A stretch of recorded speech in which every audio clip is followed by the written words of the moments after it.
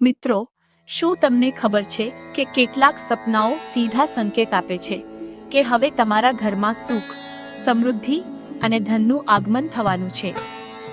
Number 1, જો તમને સપનામાં સફેદ હાથી દેખાય તો તેને રાજયોગ અને અચાનક ધનલાભનો સંકેત માનવામાં આવે છે.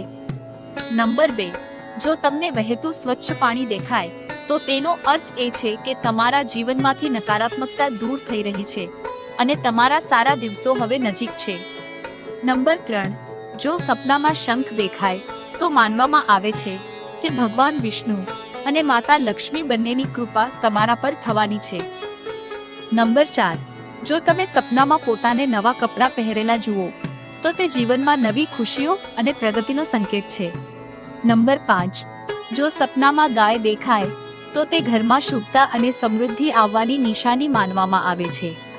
મિત્રો, યાદ રાખજો, કેટલાક સપનાઓ માત્ર સપનાઓ નથી હોતા, પરંતુ ભગવાનના સંકેતો પણ હોઈ શકે છે. જો તમને આ વિડિયો પસંદ આવ્યો હોય તો એક લાઈક જરૂર કરજો અને અમને ફોલો કરજો, તેમજ કોમેન્ટમાં જરૂર લખજો. જય માં લક્ષ્મી.